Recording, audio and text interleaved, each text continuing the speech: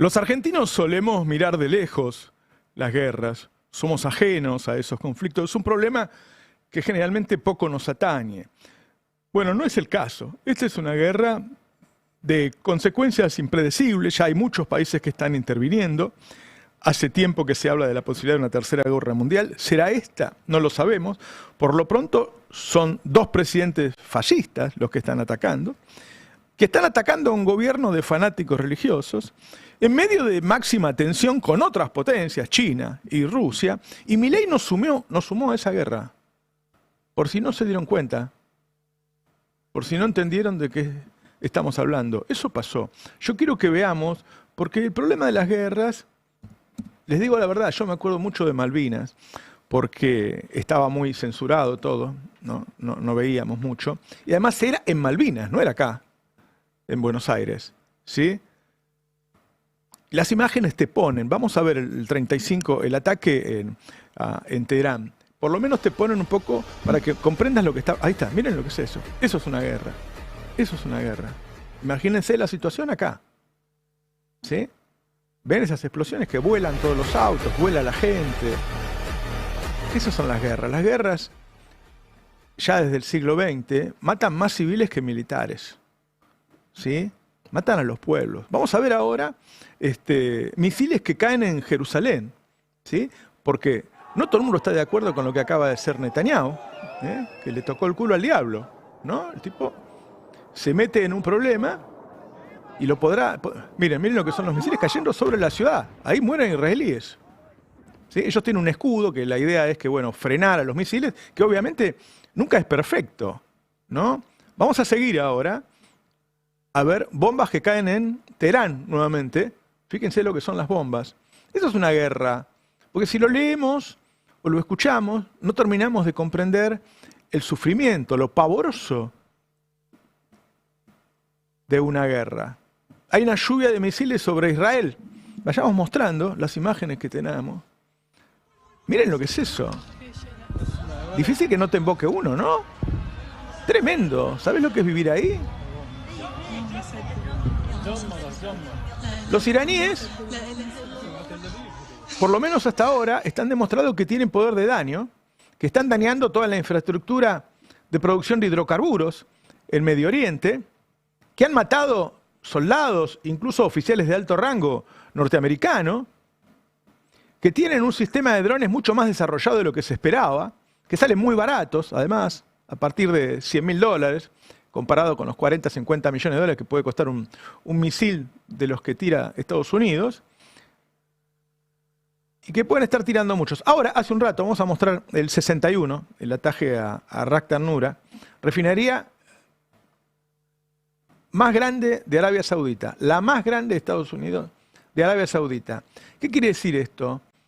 Que va a subir mucho, que está subiendo mucho el petróleo y el gas. Es decir, en una economía muy complicada, la economía del mundo, porque como no se sabe para dónde va la inteligencia artificial, es decir, qué sectores va a destruir la inteligencia artificial y qué sectores va a levantar, hay un clima financiero muy complicado, y muchos hablan hasta de la posibilidad de un crack bursátil como el del siglo XX, principio del siglo XX, porque por la incertidumbre de que no sabes qué comprar y qué vender. A eso se suma una guerra de consecuencias muy difíciles de advertir a esta altura. Por lo tanto, lo que viene, lo que estoy tratando de advertir a los argentinos, es que lo que viene es un deterioro de la economía argentina y además la posibilidad de que Argentina sea objeto de un ataque, porque los iraníes, como varios de estos pueblos musulmanes, se han defendido siempre de los ataques de una potencia como Estados Unidos, con las posibilidades que tienen, que son esta cosa de guerrilla, de ataques, de atentados, que lo hacen en muchos casos con estos soldados suicidas, o sea, cosas que en nuestra cultura nos resulta inexplicable, pero lo hacen, y que puede llegar a cualquier lado, puede suceder en Argentina, y ya sucedió. Cuando Menem nos metió en la guerra, todos advertimos, o muchos advertimos que eso podía ser, y sucedió. Y sucedió. Yo no sé si fue Irán, porque la verdad es que nunca hubo un juicio que determine, como dijo Kirchner, que iba a ser Irán, pero eso pasó. Entonces, pongamos el contexto. El presidente Donald Trump, con más de 60% de imagen negativa, acosado por una grave denuncia de pedofilia, con un mercado de apuestas que dice que tiene 67% de posibilidades de ser destituido, atacó a Irán sin el permiso del Congreso, violando la Carta de la ONU. Esta semana se iba a reunir el Congreso norteamericano para decirle que no podía atacar a Irán, y se adelantó y atacó igual. Y lo hace junto a Benjamín Netanyahu, acusado de genocidio por la ONU y las principales organizaciones de derechos humanos. Tomar posición nosotros entre las condiciones morales de estos dos líderes, Netanyahu y Trump, y la de los fanáticos religiosos de Irán que acaban de masacrar a buena parte de su pueblo, a miles de personas. Estamos a 14.000 kilómetros de distancia. Es una locura. Ahora, lo que está claro es quiénes fueron los agresores y quién fue el agredido. Está claro, no tiene ningún sentido. Repito, el Capitolio se disponía a votar la semana que viene una resolución para impedir que Trump atacara a Irán. Los principales medios del mundo señalan que Trump miente, que hace 8 meses él mismo había dicho que Irán ya no tenía capacidad para generar armamento nuclear y que incluso si empezara ahora tardaría más de 10 años en tener armas nucleares. Ahora, Estados Unidos, que mató más de 100.000 personas en Nagasaki y Hiroshima y tiene 5.200 ojivas nucleares, asociado con Israel, que tiene 220 ojivas nucleares, atacan a Irán diciendo que es un peligro. Irán no tiene ninguna arma nuclear. Es decir, es insostenible apoyar este ataque. Solo la derecha argentina lo festeja como si fuera un mundial.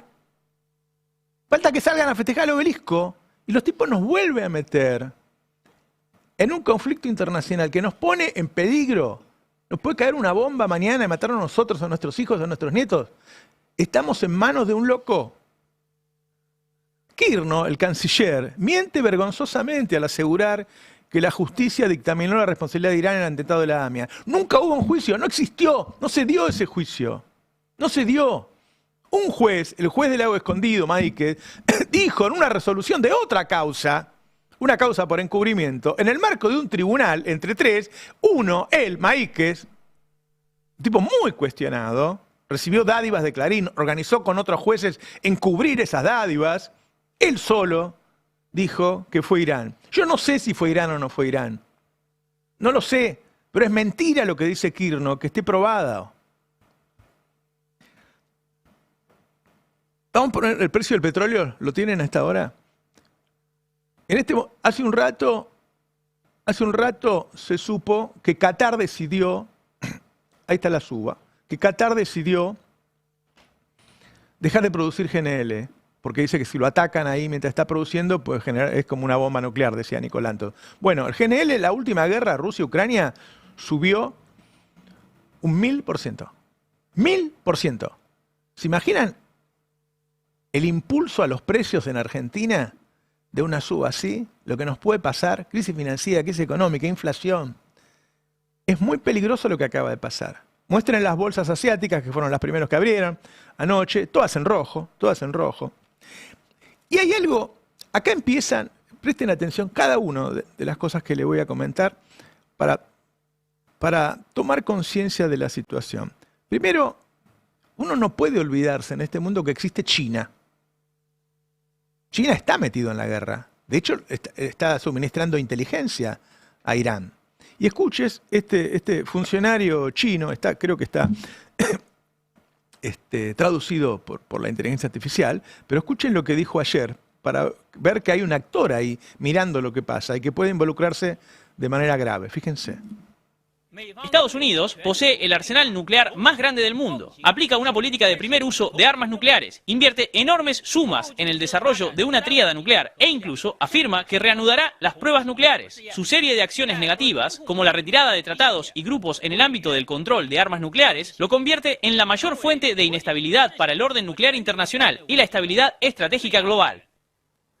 Instamos a Estados Unidos a cumplir estrictamente sus obligaciones del Tratado de Prohibición Completa de Ensayos Nucleares y su compromiso de moratoria nuclear, a asumir su responsabilidad prioritaria en el desarme nuclear y, con acciones concretas, a salvaguardar el sistema internacional de desarme y no proliferación nuclear y a mantener el equilibrio estratégico global.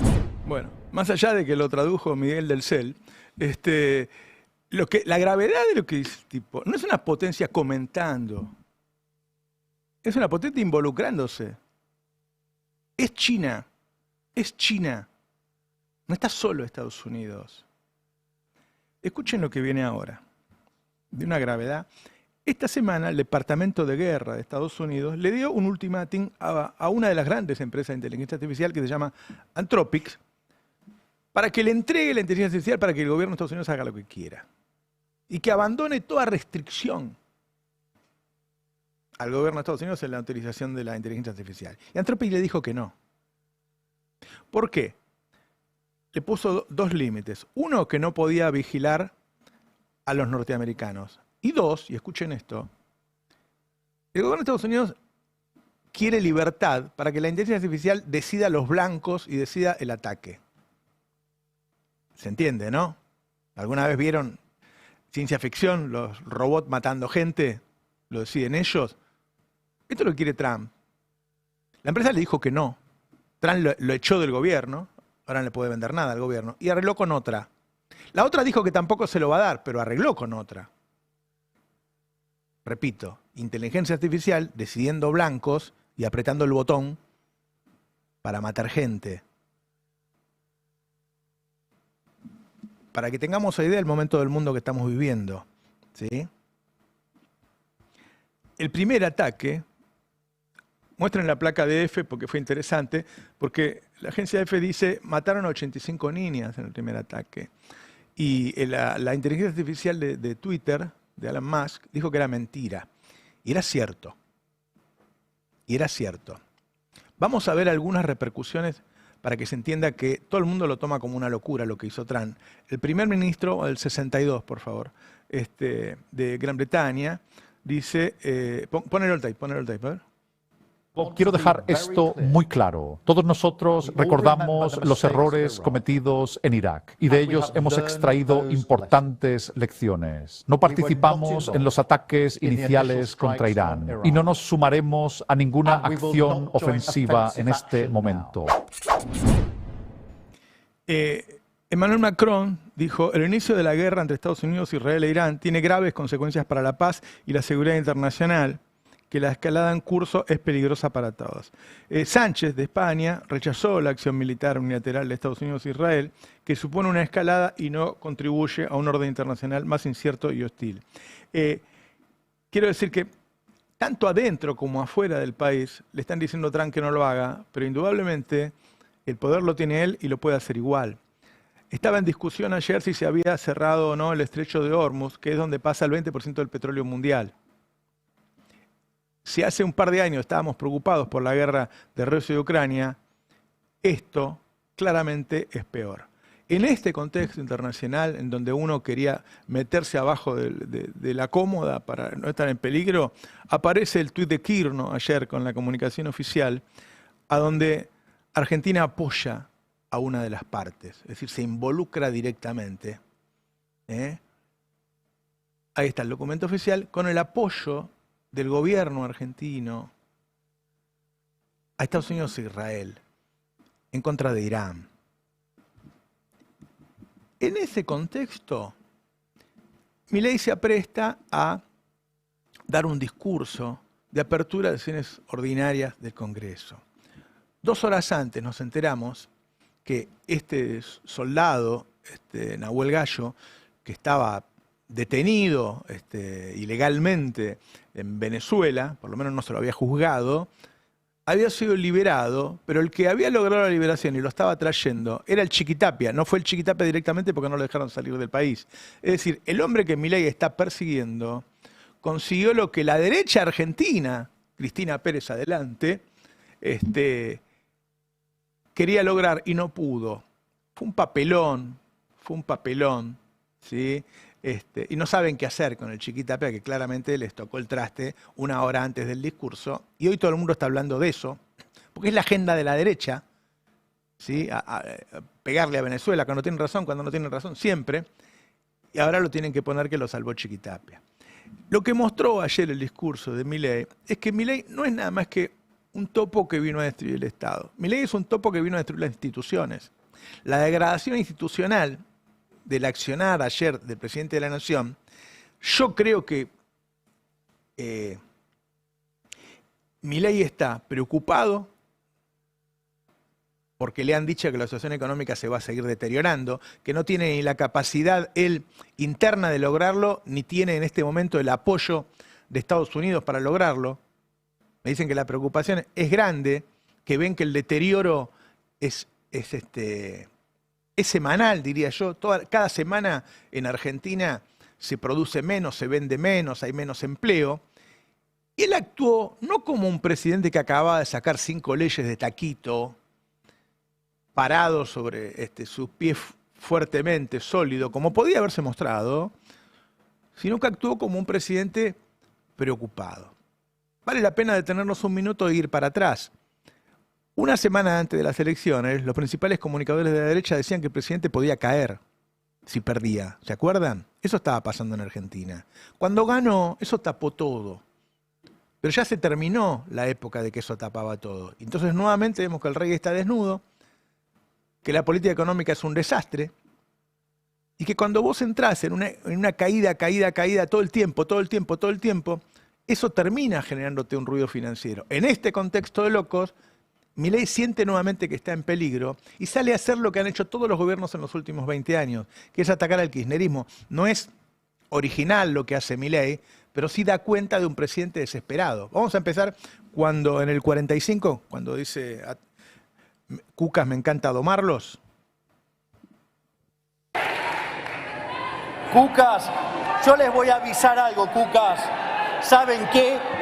Me encanta domarlos, me encanta hacerlos llorar y a la gran mayoría les encanta verlos llorar. Bueno, esto es el principio, muy lejos de un presidente que acaba de hacer una reforma laboral que quiso hacer toda la derecha en los últimos 40 años y que debería sentirse desde el lugar de él orgulloso, contento, satisfecho. No es eso lo que se vio.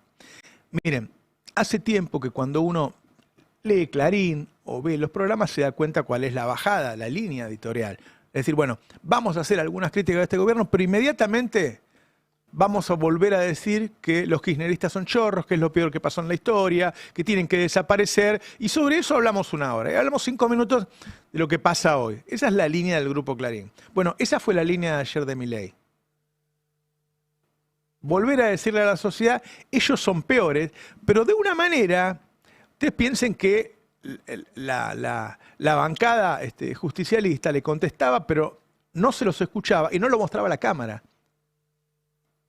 Imagínense la situación de locos que estábamos viendo, como esos partidos de fútbol donde te muestran a la tribuna y no puedes ver el partido, ¿viste? Ahora, bueno, esto era lo mismo. Vos sabías que algo estaba pasando. Imagínense la realidad loca que estamos viviendo, ¿no? Mostrar el 40.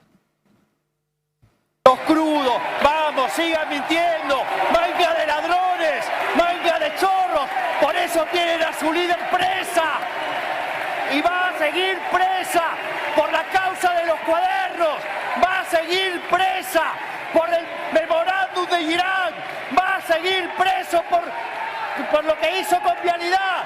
Porque es una chorra. Porque fueron los más chorros de la historia. Uno está acostumbrado que en algunos congresos en el mundo se arma lío, pero en las bancadas, no el presidente. No se ve esto. Un payaso enloquecido, agrediendo a una mujer que está presa, grande, acaba de estar internada, como loco, para salir de la situación complicada en la que está él. Él es el que está mal. Y va todos los estereotipos. Después hablo de Venezuela, ponle Venezuela, a ver, 44. No, claro, ustedes que se entregaban a Venezuela y que se entregaban a los terroristas de Irán que nos metieron 2 bombas. ¡Dale! Donde la corrupta además firmó un memorándum y venía a explicarme qué pasó con Nisman. ¡Dale! ¡Manga de asesinos y chorros! Así siguió durante prácticamente toda la primera hora. Vamos a cerrar con el 41. Porque ahí él intenta defenderse del tema de Karina y dice que que los audios no existen, algo por el estilo, cosa que ya se sabe que sí, y además hay muchos más elementos de prueba contra la hermana. Ponelo. Sí, sigan con las operetas que la gente sabe, digamos, sabe que son unos mentirosos, saben que los audios son falsos, saben que el que declaró ya dijo que era mentira, pero sigan así ustedes mintiendo a la gente, digamos, sigan mintiendo a la gente con situaciones que no tienen además los crudos. Vamos, sigan mintiendo, manga de ladrones, manga de chorros, por eso tienen a su líder presa. Este fin de semana, Pichetto le dijo a Mariano Martín en su programa Toma y Daca que esto que le pasó a Cristina le va a pasar a otros. Claramente lo dijo por Milei, es decir, lo que muchos esperan es que a Milei lo dejen solo en un momento y lo metan preso, y él sabe que el tema de la hermana es uno de los principales. Luego él ataca a Madanes, Quintanilla y Roca, que como ustedes saben, a mí me caen bastante mal. Y creo que han sido un problema en las últimas décadas, y que en algunas cosas Milei tiene razón cuando dice que siempre nos han cobrado cara las cosas y qué sé yo. Ahora, en este caso, él lo está llamando chorros porque no pueden vender al precio de China. Nadie puede vender al precio de China. Nadie. Estados Unidos se cierra porque no puede competir con toda su tecnología y toda la potencia que es, no puede competir con China. No puede competir con China. Se cierra. Y lo mismo hace Alemania, lo mismo hace Japón, todos se cierran. Entonces, es una locura lo que está haciendo. Ahora, o sea, ya terminó con FATE, quiere terminar con Aluar, quiere terminar con Techin. Ayer dijo, terminemos con el fetiche de la industria. Y reivindicó la producción de commodities y quiere volver a fines del siglo XIX, principios del siglo XX. En ese momento, escribe Felipe Piña, cuando se hace por primera vez el servicio militar en Argentina, se hace la revisión médica y se encuentra que con el 41% de los jóvenes de 20 años eran desnutridos. Desnutridos. Ese es el país que está pidiendo. Veámoslo cuando ataca a Madanes y a Roca, pues es un dato político muy fuerte.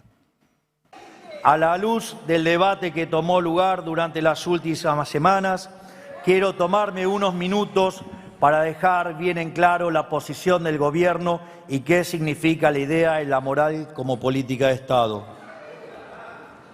En este sentido, no he tenido reparo alguno en señalar como ladrones a un grupo de empresarios locales fruto de su accionar comercial. Esto es, sin una ley, tal como sucedía en Sodoma, permite robar, el hecho de que sea legal no lo hace lícito. Así, cuando un entramado legal... Ya ahora es el presidente llamando ladrones a dos de los grandes empresarios del país. Digo para ir anotando datos de los problemas que se va generando Milei. ¿Sí? Yo creo que ayer hubo mucha gente que anotó. Los peronistas, que algún día los van a necesitar cuando estén problemas, y fueron humillados e insultados ayer. Madanes, Roca, muchos que le van anotando el daño que hizo para cuando se encuentren con él. Vamos a ir al 48, porque él repite algo que le dijo, creo que Caputo a Majul, y que Majul no supo qué contestarle, que abrir la economía no trae desempleo. Y ahí está el quid de todo lo que está pasando hoy en Argentina. Ahí está el punto más fuerte. Lo más importante que nos está pasando es esto, míralo. Es que abrir la economía perderá puestos de trabajo. En el caso argentino, pese a lo que repiten los profesionales de la mentira, durante nuestra gestión no solo que no aumentó el desempleo, sino que además esto pasó en un contexto donde aumentó la cantidad de personas que buscan trabajo. Bueno, se perdieron 300.000 empleos privados registrados. 300.000 empleos se perdieron, un récord en 2 años. Y acá viene el tema. La apertura no es que se va a mantener, va a crecer. Porque hay medidas que se van terminando, que tienen una cantidad de tiempo, que rigen una cantidad de tiempo, y se van a liberar importaciones en 50 sectores más. 50 ítems son en realidad. Ahora, en los próximos meses. Es decir, la apertura en los próximos meses va a ser mayor. En un mundo en guerra, que se resguarda, que se cierra, entonces el industricidio que se viene en Argentina es difícil de encontrarle un parangón. Y ayer hace otra cosa. Dice, la malaria se terminó. Ya está, la crisis terminó. Aparentemente quiere emitir un decreto para decir que la crisis se terminó, pero es la tercera vez que lo hace. Y creo que esta vez incluso no se lo puede creer nadie, porque todo el mundo ve que estamos en caída, estamos cayendo por un precipicio. Mírenlo, las 3 veces que lo dijo. Si bien todavía estamos lejos del objetivo en términos de pobreza, estos datos nos llenan de orgullo. Hoy ya podemos decir que la recesión se terminó y de ahora en adelante todo lo que queda es crecimiento. De acá para adelante son todas buenas noticias. Quisiera destacar que, por cómo fue configurado el plan de gobierno, los años más duros de afrontar fueron los primeros. Y por eso podemos afirmar, como hemos hecho en tantas otras veces, y pese a las turbulencias coyunturales, que lo peor ya pasó. Fíjense cómo en 13 años lo dice 3 veces. Y no pasó. Vamos a ir al tape 7 para comparar esto que dijo él con la realidad. Durante 1 hora, 1 hora y media, 2 horas, la gente se quedó que Argentina es eso. Argentina es este tape en donde una mujer dice que come 1 sola vez por día. ¿Hace cuánto que estás sin laburo? Sí, hará más o menos 1 año y pico. Trabajé toda mi vida en blanco. Más de la mitad de mi vida en blanco. ¿Y ahora? No, y ahora me la rebusco como sea. Me ayuda mi hijo de 25 años. Me está ayudando a pagar el alquiler. Estamos pagando una habitación, cocina y comedor, casi 500.000 pesos. No se puede. Comés 1 sola vez al día. 1 sola vez al día comés. Es terrible lo que está pasando. Nunca nos pasó. Qué diferencia, ¿no? Salieron los datos de la consultora Sentia ayer y dio otra vez una caída abrumadora en el consumo. Los argentinos están dejando de consumir y esta caída se profundiza mes a mes. Este es el país. Vamos a la que sigue, vamos rápido. Alimentos y bebidas aumentaron encima del 4% en febrero. Otra vez, muchachos. Está subiendo 4 o 5% los alimentos por mes. Aumenta la nafta, vuelve a aumentar la nafta. Aumenta la electricidad. Vieron que según lo que vos consumís y a qué sector perteneces, hay extremos del aumento. Llega en algunos casos hasta el 67%.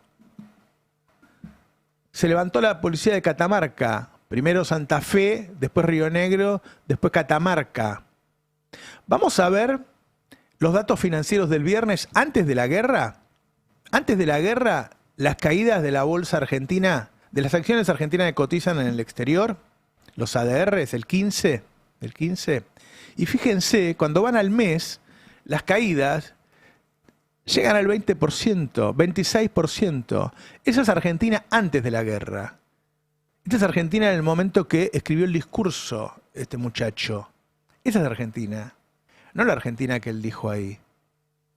En esta situación, Argentina se involucra en una guerra que no tenemos la menor idea hacia dónde va, pero muchos la consideran, analistas internacionales, como la más peligrosa del último siglo.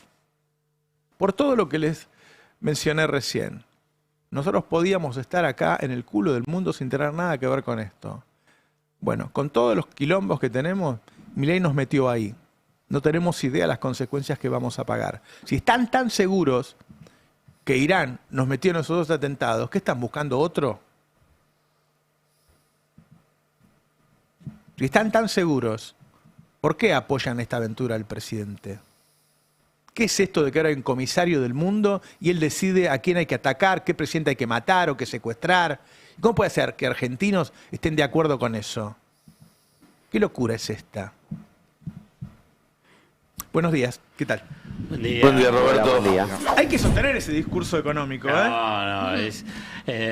uno puede después, van a debatir, lo vamos a debatir, si es parte de la campaña electoral ya 2027, tratar de mostrarse de esa forma que fue parte de su campaña para en el 2023. Pero nunca pensé que un presidente podía ser peor que Macri respecto a vulgar, que miente y que no sabe leer. Entonces, digamos, ahí es tener, bueno, después de eso decís, no puede ser. Y te encontrás que era una sucesión de furcios. Hasta me ponía nervioso eso, me ponía más nervioso eso que las barbaridades que decía. Pero además, ignorante. ¿Vieron lo de Cíclope que agarró y dice? Entonces agarrás y decís, no sé, es que pobre Capusotto y Saborido le sacan el guión, ¿no? Porque entonces tenés todo, vulgar, mentiroso, ignorante y no sabe leer. Entonces agarrás y decís, y yo creo que también todo lo que hablaba era como un espejo. Cuando decían son una manga de chorros, son ellos. Reidel en el palco, Karina ahí y el 3%, él con el caso Libra, después con el tema español, era una cosa... Eso de Reidel en el palco es fuerte porque lo acaban de obligar a renunciar por corrupto a Reidel. Y estaba en el palco. Sí, y además los datos económicos, las interpretaciones económicas, cuando decía el tema de la desocupación. Bajó la desocupación, más gente sale a buscar trabajo. Sí, claro, precisamente. Ahí entonces vos agarrás y decís, no puede ser, nadie le revisa el discurso, o son ignorantes todos, digamos, que no entienden nada. ¿Quién? Rossigner, el hijo de León Rossigner, que ha sido también uno de los asesores para este tipo de discursos de Macri. Bueno, después ya sí es parte de la campaña electoral. Digamos, si es que ya se lanzó para el 2027, más allá que es claro que como no tiene mucho para mostrar, porque fíjate, la verdad, como dijiste, aprobó un montón de proyectos de ley. Podía agarrar pata ancha, decir, miren todo lo que hicimos, la reforma, y va a venir una Argentina potencia. No dijo nada de eso. Y además, mintiendo de que la malaria terminó. Y entonces, pensando en el aspecto electoral, es agrupar a lo que es todo el antiperonismo. Digamos, antikirchnerismo, antiperonismo. Y que la verdad, lamentablemente, vota cualquier cosa, hasta esto, claro, que es patético, porque es patético, porque claramente les da vergüenza. A la derecha les da vergüenza, pero dice, bueno, no importa, prefiero esto, que además podemos conseguir cosas, que pensar en el peronismo o en el kirchnerismo o cualquier otra expresión nacional y popular. Porque incluso el ataque a Roca y Madanes hoy tendría que ser un escándalo para las cámaras empresariales. Imagínense si lo hubiera hecho Cristina. Claro. Digamos, claro. AEA tendría que sacar un comunicado, claro, algo. Decir, las editoriales de La Nación tenían que decir algo sobre esta agresión a los propios. Porque eso es a los propios. Claro. Porque, como bien decís, nosotros siempre poníamos el punto crítico sobre el comportamiento del llamado pero empresariado. Pero hoy es imposible que compitan con esto. Claro, hoy con China no se puede. Por eso, el empresariado nacional. Pero entonces, las cámaras empresariales, inmediatamente, obviamente, porque estaba arreglado, la Cámara Argentina de Comercio sacó un comunicado a favor. O sea, inmediatamente termina, y obviamente estaba preparado, saca un comunicado a favor, y a quien le están diciendo que son todos ladrones, también que son chorros. Bueno, yo creo que es un poco la degradación de la política, la degradación de la comprensión de qué es lo que está pasando, y no sé, para mí había una persona ahí que estaba desquiciada, digamos, desquiciada. Está subiendo el gas del GNL. 50% del GNL europeo. Escuchen esto, escuchen esto. 50% acaba de subir el GNL. Recién empieza, primer día de la guerra, abren los mercados. Eso es inflación, ¿entienden lo que les estoy diciendo? O sea, lo que va a pasar en Argentina, más allá de que crujen los mercados, que podemos tener una crisis financiera, sube el riesgo país, puede subir el dólar, qué sé yo. Además, esto te va a subir los precios de todo. Lamentablemente impacta la guerra en tu economía. Yo desde que empecé que estoy tratando que entiendan que te va a joder tu vida esto que está pasando. Tu vida, ¿sí? Bueno, 50% recién abren los mercados, ¿no? Sobre todo porque tenemos el precio del gas y del petróleo internacionalizado, que podría no ser una realidad para la Argentina. Porque acá no explotó nada, ¿no? Acá y tenemos GNL, ¿no? Tenemos muchísimo gas natural. Muy buen punto. De hecho, tenemos gasoductos donde no tenemos que hacer una transformación del gas licuado al gas natural, sino que lo tenemos de manera directa. Es una discusión porque tenemos la posibilidad de diferenciar el precio interno del precio internacional. Este gobierno lo que ha hecho es tender atender siempre a ese precio internacional, así que quedamos como más descuidados, si se quiere, en términos de los precios locales. Para mí algo muy importante en relación a lo económico de ayer es que por tercer año seguido insistió en la pesada herencia. Y eso es algo que ya cuando vos vas en tu segunda etapa de mandato, bueno, queda como un discurso bastante gastado, ¿no? Como, bueno, ¿cuántas veces podés insistir con el 17.000% de inflación, con la peor crisis de la historia, con que teníamos los peores datos del 2001, más allá de que no sea cierto? Bueno, mi pregunta es para la gente que sí lo apoyó, que sí pensó que Milei venía a patear el tablero, bueno, ¿cuántas veces te pueden decir lo mismo y echarle la culpa a algo que ya pasó, bueno, más lejano en el tiempo? Y se ve desgastando. Telma. Yo tenía un análisis un poco de otra manera. Creo que estuvo muy estudiado desde la escenografía, cuando avanzó por las calles con gente que le decía que viva, etcétera, etcétera. Los planos desde arriba, nunca, como vos bien dijiste, nunca se veía la oposición. Incluso los planos que le hicieron a él, la cortaban a la vicepresidenta, salvo en una ocasión, que fue cuando aludió a que ella era una golpista. Y creo que él es un hombre con dificultades y sentimientos de inferioridad tan grandes que solo se sabe manejar en el barro. Eso es así y es cierto. Pero si alguien le preparó el discurso, es un discurso que yo di muchos años clase de semiología y análisis del discurso en el CBC. Y el discurso polémico es exactamente lo que él hizo. O sea, es dicotomizar desde la doctora Patricia Bullrich y la chorra, la chilindrina Trosca, sin nombrarlos, o sea, incluso desapareciéndolos, porque nombró solamente a los de él. Después, denigrando al otro, bestias, brutos, ignorantes, chorros, criminales, golpistas, y finalmente imponer su propuesta, que eso lo hizo también. La doctrina de él, yo tomé 3 puntos importantes, como 3 pilares, porque habló de un nuevo aparato judicial, habló de la doctrina Zaffaroni y dijo que iba a haber un cambio importante, la militar y la arquitectura político-económica, porque hizo mucho en esa dicotomía, hizo mucho hincapié entre no al ALCA, lo que quiere decir soberanía, integración, etcétera, y algo que a mí es lo que más me preocupa, y es esta alianza de las Américas. Dijo exactamente que va a haber leyes, que se están preparando leyes para fortalecer la alianza de las Américas. Ahí nombró a Neuquén como gran capital y hizo un análisis estratégico que no está mal, porque dijo un nuevo orden donde según cómo nos insertemos va a ser nuestro futuro. Es verdad, nosotros no nos queremos insertar de la manera que él imagina, pero es cierto. Y lo otro, disputa estratégica en las próximas décadas. Estos 2 conceptos son absolutamente así. Y lo que él propone, apuntó a puntos estratégicos reales, habló de la Argentina bioceánica, habló de la Argentina que exporta de la Antártida, o sea, no dijo una boludez. Dijo, estamos pensando en esto en función de los que nos manda Estados Unidos. Claro.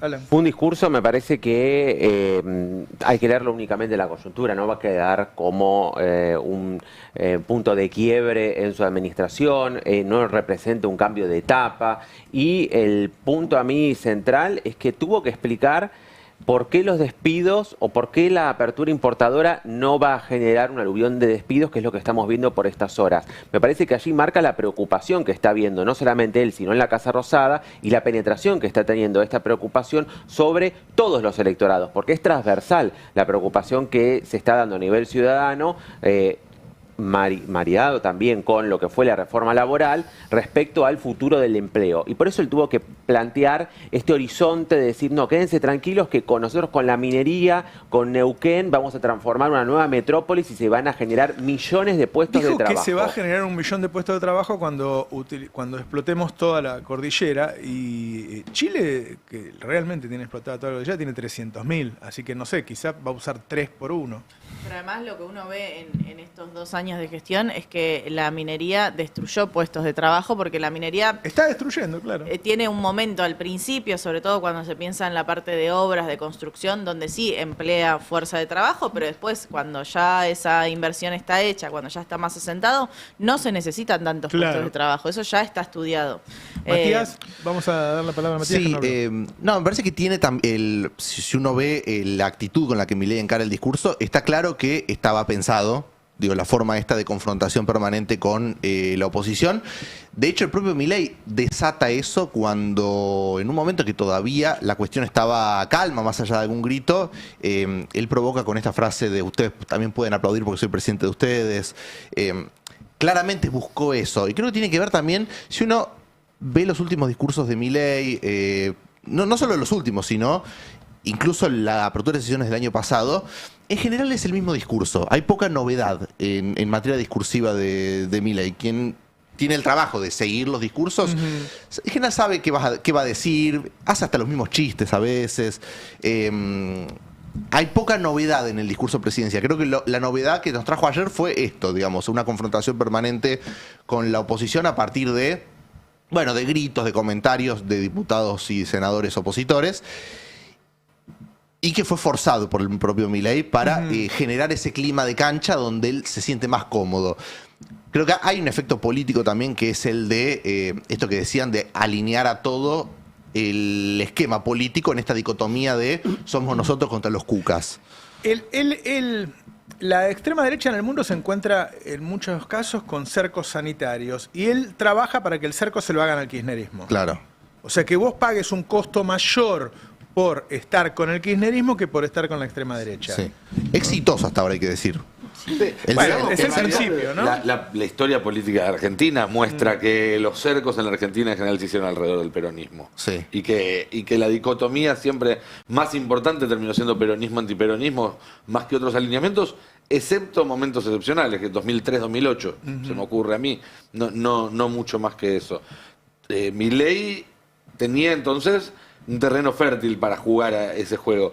Ahora, lo que también me llamó mucho la atención es, no me llamó la atención, pero se confirma cuando uno lo ve hacer, es lo atomizada que estaba la oposición. Algunos se sentaron, otros decidieron no ir. Entre los que sentaron no hubo una táctica unificada de decir, bueno, vamos a reaccionar de esta forma, vamos a tener tales carteles, vamos a concentrarnos en tal tema. No, pero cada uno hizo lo que además de que no lo mostraron. Ahora en un rato vamos a mostrar el lado B, porque una cobertura muy interesante de los periodistas parlamentarios, a pesar de que dificultaron todo lo posible su trabajo para mostrar lo que no mostraban las cámaras. Mati tiene algo de ese material, yo también. Pero digo, más allá de eso, esa oposición, a la cual quizás por suerte para ellos no se mostró, estaba absolutamente desperdigada. Algunos no fueron, otros fueron, se levantaron y se fueron, ni bien empezó a putear, otros se quedaron hasta el último momento. Grabois hizo su propio show, como que no había ninguna coordinación de cómo hacerle frente al espectáculo que claramente Milei iba a montar en esta situación. Sí, y no hay una coherencia tampoco con respecto al año pasado. Digamos, si el año pasado se decidió no ir para no legitimar lo que iba a decir Milei, ahora ¿por qué se va? O sea, ahora sería ahora sí legitimamos lo que dice Milei, si el argumento del año pasado era no legitimar lo que decía el presidente. También en eso me parece que no hubo una estrategia clara. No solo, bueno, eso, y además, no mostraste un recinto medio vacío, que era el argumento que se había dado el año pasado, tampoco hiciste fuerza con un núcleo importante de legisladores propios que pudieran contrarrestar, por lo menos a nivel, parecía una cancha en la que realmente el peronismo era un puñadito visitante. Terminó no mostrándose ni una imagen ni la otra. Más allá de que después la transmisión, como vamos a hablar, no mostró ninguna imagen del bloque opositor, creo que tampoco hubo una claridad sobre cómo afrontar ese discurso y ese momento, que es un momento que tenés una vez al año en el encuentro entre el presidente con referentes de la oposición, porque después el presidente no da entrevistas a periodistas opositores, no tiene ningún cruce con gente que no esté alineada totalmente a su esquema político. Mostremos ahora eso, el lado B. Después en un rato vamos a ir al tema de la guerra, que quiero volver. Les digo la verdad, hay que hacer un esfuerzo en Argentina por hablarle a los argentinos de lo internacional, porque no están acostumbrados a hablar de lo internacional, e intentar que se comprenda cómo influye en tu vida cotidiana. Así que en un rato volvemos ahí, pero muéstrenme eso de clase B, del lado B, porque ya no lo vi. A ver. Me gusta ver algo que a opositores y propios, digamos, lo hacía soñar con abrazar el sillón de Rivadavia. Hasta el gestito. Muy sutil. Ah, está hablando de ella cuando dice propios. Que ella le quiso hacer un golpe, quiso decir. Claro, y ella señala con la cabeza algo que se logra gracias a esta toma de cámara, que hay que decir es la única vez en toda la transmisión que apareció esta toma de cámara inclinada para que se la vea solamente a Victoria Villarroel atrás de él. La transmisión estuvo comandada por los Menem, estuvieron políticamente a cargo de la transmisión como gran parte de la ceremonia, ¿no? Villarroel completamente cordial, habitualmente es el Senado, ¿no? Quien toma el control de la Asamblea Legislativa. Acá se lo dieron a la Cámara de Diputados y dentro de el propio equipo de transmisión de la Cámara de Diputados había un interventor que era Sharif Menem. Sharif Menem, asesor de Martín Menem, sobrino segundo, si no me equivoco, de Martín Menem. Bueno, y además líder de la... Karina lo puso como líder de la juventud de la Libertad Avanza. Bueno, él era el encargado del nexo entre las órdenes políticas que daba la Cámara de Diputados con relación directa con la Presidencia de la Nación para la transmisión oficial que se hacía, que se supone tenía que ser conjunta entre diputados y Senado, porque es una asamblea legislativa, pero cuya, quien estaba a cargo era solamente la Cámara de Diputados. Mucha calentura anoche que Chiqui Tapia les había sacado el protagonismo y que estaba todo el mundo hablando de eso. Y se habló de lo de Nahuel Gallo y Tapia hasta último momento antes de que empiece el discurso. Y cuando volvieron, a los 15 minutos ya estaban hablando de eso. No podían salirse porque tanto Tapia como Gallo son los temas del periodismo de derecha. Sí. Se les unía ahí, ¿no? Gran ausente en el discurso de Milei, hay que decir. Ni una sola palabra, ni siquiera, porque yo esperaba que hable de la liberación de Nahuel Gallo, aunque sea omitiendo la figura del Chiqui Tapia. No dijo nada. No dijo absolutamente nada de algo que el gobierno argentino venía reclamando y que, más allá de que no haya sido por intermediación del gobierno argentino, podía celebrarse como un logro y como algo positivo. Una buena noticia, claro. qué sé yo, si querés. Pero, a ver, quiero hacer un comentario, o que me puedan responder, institucionalista, digamos, hasta republicano.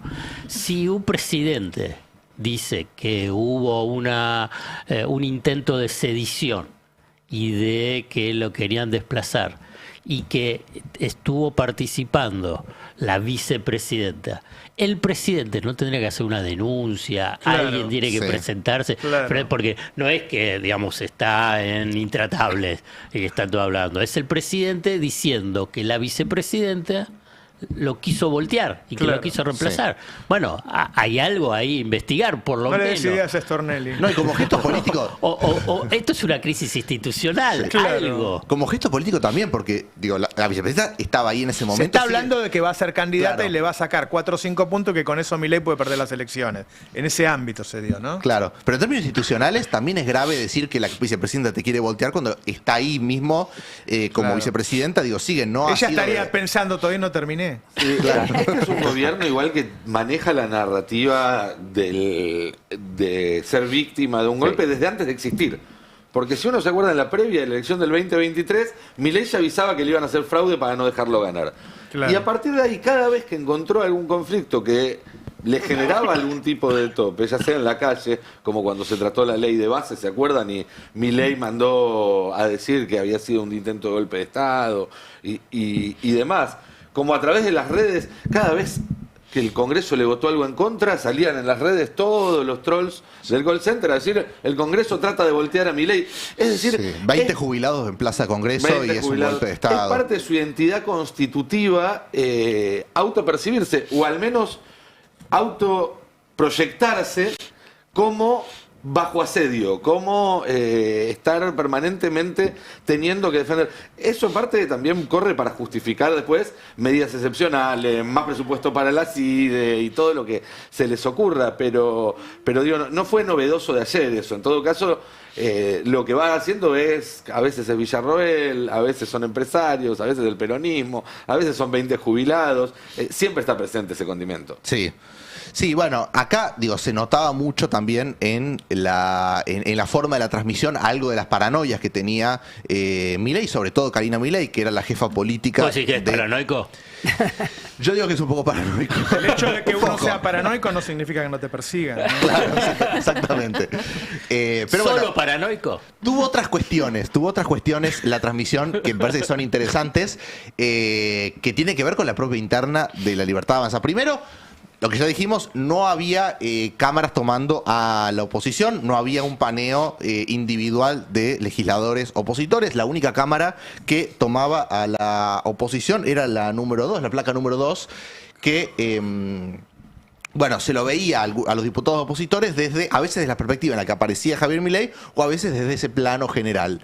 Pero esta es la única toma que tenía presencia de legisladores opositores, lo cual también, creo yo, porque no hay todavía obviamente una medición de impacto de este discurso, pero que lo dejaba en un lugar raro al presidente porque no solamente era con respecto a las cámaras la invisibilización de la oposición, sino con respecto a los micrófonos. No sabía con quién estaba peleando. Claro, había un sonido ambiente que se subía cuando había cánticos propios y se bajaba cuando había gritos de la oposición. Entonces, ¿Pero con quién hablaba? ¿Se sabe con quién hablaba o con alguien que con murió? Martínez habló más de una vez, con Martínez, Martínez lo mencionó un par de veces. Después lo de Chilindrina Trosca, viendo la transmisión solamente, uno puede decir, bueno, es Miriam Bregman, pero también está Romina del Pla en el recinto, digamos, podía haber sido también. Sí, hubo muchas respuestas que no se entendía bien a quién se lo estaba diciendo. Yo todavía no entiendo a quién mandó a recitar poemas.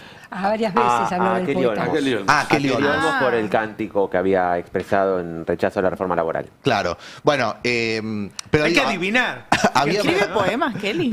había bastante de estas cosas, pero creo que estos detalles de la transmisión, sumado a un presidente que fue directamente a pelearse con la oposición, daba una sensación medio de loco malo, digamos, de un presidente peleando solo.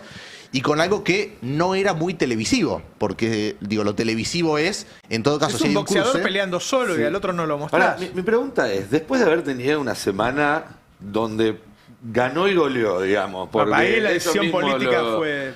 No es un retroceso mostrarse tan nervioso, equivocándose, gritando. Digo, ¿no era la ocasión de decir, ganamos, dar un mensaje hacia adelante...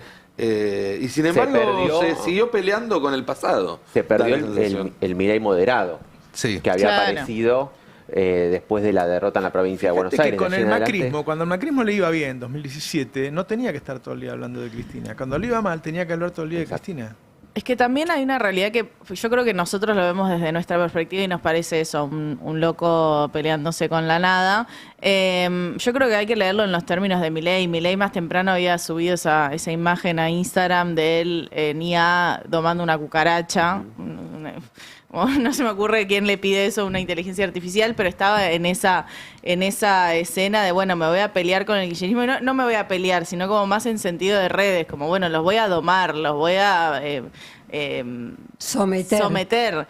Entonces yo creo que era un poco él buscando hacer eso, ¿no? Como señalando todo el tiempo al kirchnerismo, un kirchnerismo que no tenía micrófono, que no tenía imagen, pero bueno, que lo que buscaba era un poco esa lógica de Twitter, de bueno, nos vamos todos en contra de estos, y eso en algún sector de su electorado le garpa. Dos días antes salió una encuesta en donde lo daba creciendo mucho a Axel, incluso a Cristina, y Axel aparece con el mejor diferencial de todos, mucho mejor que el de Milei. Y a mí me dicen que el gobierno tiene encuestas con un diferencial mucho peor de Milei, con una imagen negativa arriba del 60%, 63 en el 100, y positiva en 33, 34.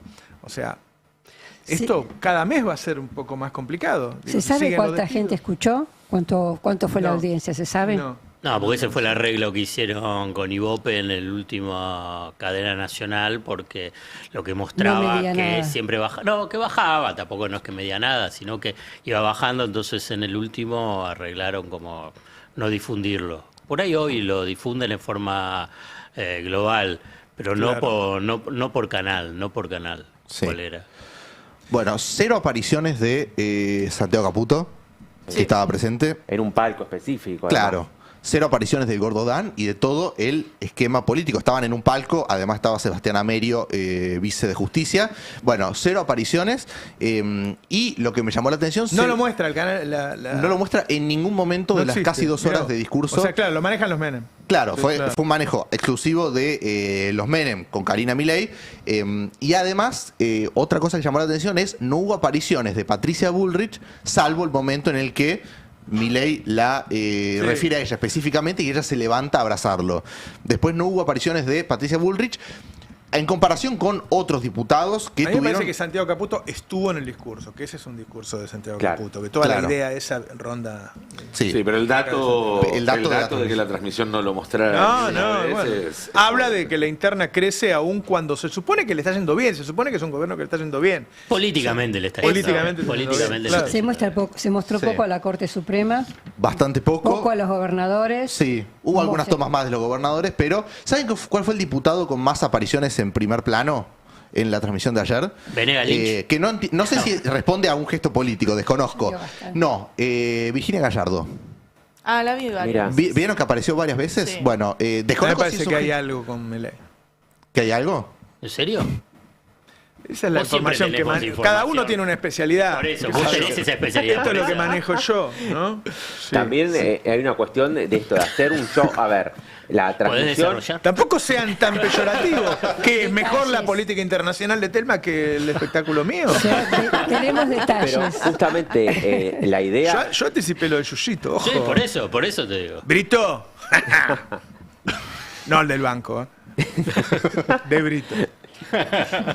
La idea, me parece también de fondo, era que fuera un show espectacular que cautivara a distintas audiencias, no solo las que suele seguir este tipo de discursos. Entonces, por eso esta polémica, que además se concentró sobre todo en la primera parte del discurso, donde polemizó muy fuerte con el kirchnerismo y donde aparecían también estas tomas de, en definitiva, gente que por ahí el común del ciudadano o el que mira televisión va a poder registrar rápidamente. Pero ¿por qué tenía los ojos rojos todo alrededor? ¿Hay alguna La merca, explicación? No. Estaba esperando que alguien lo diga. ¿De quién hablan? A sustancias Hablan químicas no autorizadas. Ilegales. No, pero No era sé. terrible. Puede haber llorado. Qué llorado ahí Por- estaba. Era muy raro. Era todo muy raro. Si No yo sé. tuviera esos datos económicos, lloraría. Sí, lo económico no es menor, porque es verdad que cada dato que daba era mentira. Yo cuando dijo lo de los alquileres, yo me quería tirarle algo a la tele directamente. Era como, ¿en dónde? ¿En qué país bajaron los alquileres? Bueno, repitió que se triplicó el sueldo en dólares. Buenísimo. Uno no sabe a quién le habla cuando dice esas cosas, ¿no? Había un meme que tenía puesto A los un lentes 40% que odia al peronismo. Creo que quiere instalar eso, no importa si es verdad o no. Él quiere instalar esas ideas. Claro. Habló mucho de filosofía, digamos, habló mucho de moral, dijo bastante, y en un momento habló de la batalla cultural. Lo de moral marcaba, viste que el título del texto, tiene un título el texto, es igual a uno de los ítems del primer comunicado de la dictadura de Videla. Está exactamente igual. ¿sí? Pertenezamos a Occidente. Ya van varias veces que toma Bueno, el cosas de la 17.000% dictadura, ¿no? también lo saca de Martínez de Oz. Hay unas referencias constantes del gobierno de Javier Milei a la última dictadura cívico-militar. Y tiene, en ese sentido, yo diría, a ver, ¿cómo? No quiero decir Decilo, Dale, decilo, Nico. Dale. Te ayudo. Tiene muy bien pensado a quién le está hablando. Que nosotros no lo sepamos decodificar bien no significa que él no lo tenga muy claro. Porque él en realidad, si uno lo mira, él lo que hizo ayer fue una colección de clips. No hizo un discurso. Él hizo una colección de fragmentos que después, a través de sus Se usa mecanismos- mucho eso hoy, digamos, Sí, claro, ¿no? por Se supuesto. usa mucho. Pero pocos lo usan también como él. Yo no creo que haya sido todo premeditado. Yo lo vi nervioso, yo lo vi. Pero sí, aún en sus nervios y demás, él tiene muy claro que él tiene que dejar frases que parezcan remates. Que ese famoso fin de Adorni. Después no importa si tiene 500 respuestas que lo desmienten. Él al Claro. ponerle el fin, otros recortan solo eso, no muestran las respuestas y pareciera que ganó el debate. Bueno, Milei hizo algo así ayer, me parece. Hizo mini fragmentos donde él Sí. decía, esto es lo que digo yo, tengo razón, fin. Esto es lo que digo yo, tengo razón, fin. Y la verdad que no tiene razón. Él habla de valores occidentales. Si uno menciona Grecia, ¿no? Él mencionó Grecia, Roma y los valores judeocristianos.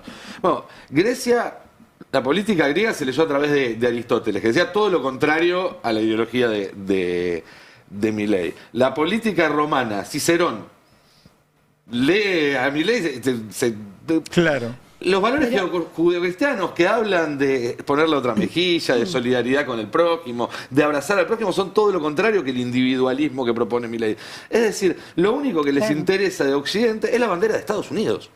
Y todo lo que viene, digamos, con esa... Che, hablando de con esa Estados Unidos, pertenencia. metámonos un poquito en el tema de la guerra, que además va avanzando, y mientras estamos hablando hay ataques, y ataques fuertes, ataques sobre Israel, ataques sobre varios países. No hay forma de que no se involucre todos los países que circundan a Irán. Una cosita más, y voy a la guerra. El show es ese, el show de Milei. Es lo mismo que el show de Trump. No es decir la verdad. Nosotros buscamos la verdad y que decimos, no, esto es falso, esto no. Él no le interesa, él le interesa implantar ideas fuerza. Ese es el peligro. Y es el mismo caso de Trump. Y esta guerra, bueno, ahora vamos a ir a los puntos más... Yo conozco detallados. gente que repite que la pobreza que dejó Alberto fue 53% y que que tuvo un 25% de inflación, que fue de Milei, no fue de Alberto, todo el tiempo. Eso caló, eso entró.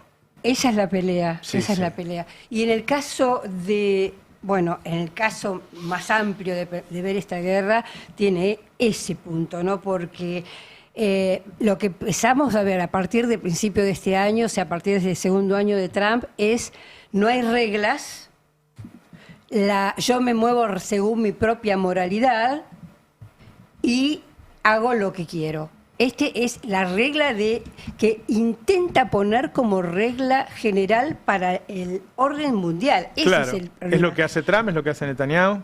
Exactamente. Entonces, no hay reglas.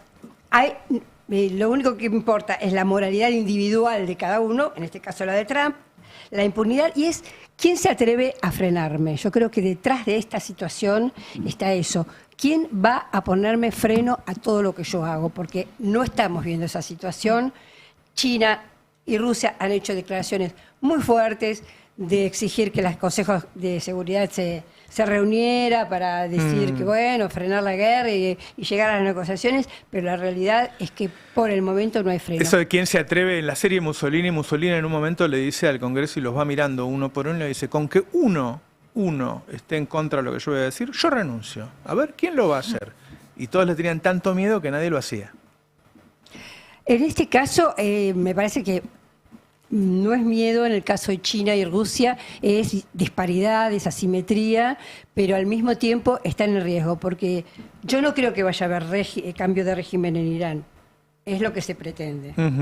Me parece que es difícil, pero después explico por qué. Pero en el caso de que eso suceda, el avance, digamos, va a ser hacia China. Esto está clarísimo, va a ser hacia el Océano Pacífico, hacia toda la zona de la Mar de China, va a ser Taiwán, etcétera, etcétera. Es decir, en algún momento va a haber que reaccionar. Y también pensándolo en forma amplia, antes de ir a los detalles, yo creo que esto es, por un lado, instalar la hegemonía militar de Israel en toda la región, recuperar algo de la hegemonía de Estados Unidos que venía declinando y perdida hasta el momento, y un golpe brutal a los BRICS. ¿Sabes, Roberto? Porque Irán es parte de los BRICS. Hay una ruta, entre otras cosas, un corredor que se llama Corredor Dorado que une San Petersburgo, Irán, India, que está muy avanzado, que es multimodal, que es barcos, es carretera, es aviones, y golpear a eso como lo está golpeando es golpear al poder de desarrollo de la ruta de la seda, de China, de India. Es decir, no es solamente Irán, y ciertamente es. Y efectivamente, como vos bien decís, el estrecho de Hormuz y todo lo que pueda tener con esta situación. ¿Te haré un dato, Telma? Sí. Cuando uno mira el mapa de los países que atacó Irán durante este fin de semana, están todos los miembros del Consejo de la Paz que están en Medio Oriente, que están en la región. Ah, mira vos. Claro. Igual una cosa, no atacó a los países, atacó a las bases militares estadounidenses en esos países. Y también, sí, las bases militares y otros edificios que se supone que Estados Unidos había empezado a usar, porque vimos algunos ataques a hoteles y demás, se supone que en esos hoteles funcionaban los comandos de Estados Unidos que se habían corrido de las bases suponiendo ataques.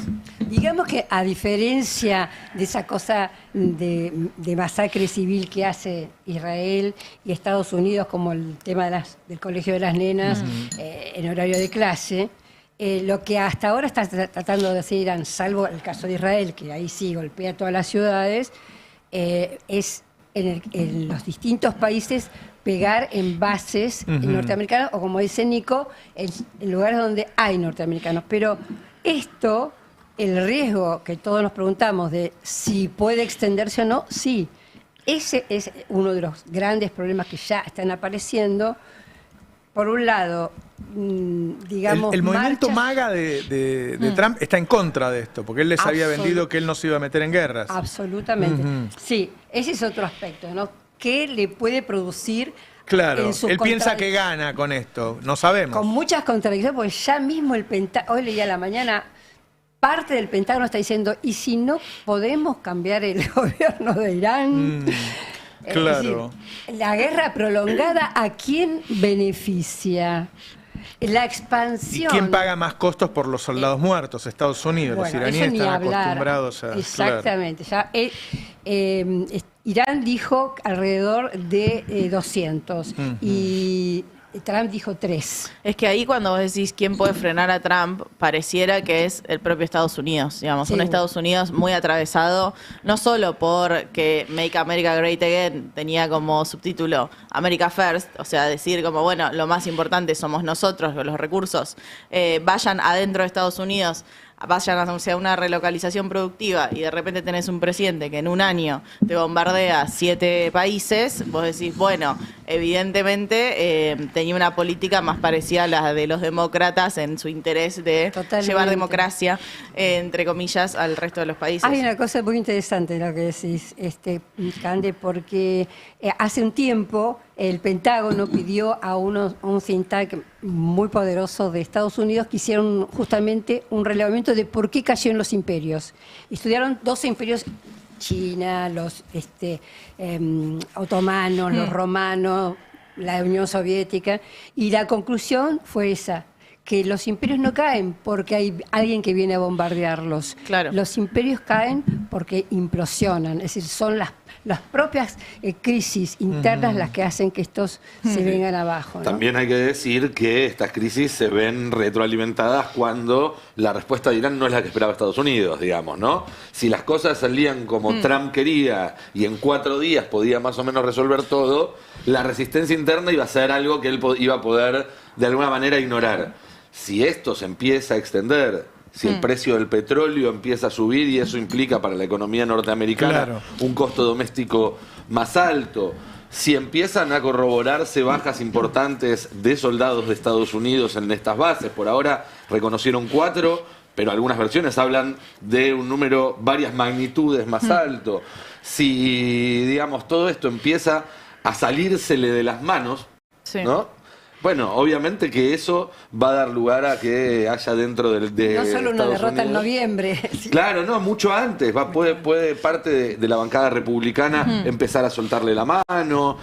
Ahora, bueno, él vio otra cosa, claramente, ¿no? Si él lo hizo... Pero hay que leerlo con lo de Venezuela también, para mí. Él avanzó muy rápido con Venezuela, con Caracas, lo digo con todo el dolor del mundo, ¿no? Es incomparable, no tiene nada que ver, pero digo, también venía muy envalentonado. Arrancó el año controlando Venezuela de manera mucho más rápida de lo que todos creíamos y de repente por ahí le faltó leer el capítulo Imperio Persa, creyó que iba a pasar lo mismo con Irán. Yo no creo que pase lo mismo con Irán, pero venía un Trump muy envalentonado en el avance. Yo creo que habría que mandarlo al Chiquitapia a ver si puede hacer una reunión de paz. Tiene un plan de paz para el Medio Oriente el Chiquitapia. 2 grupos de 15 países. 8% está.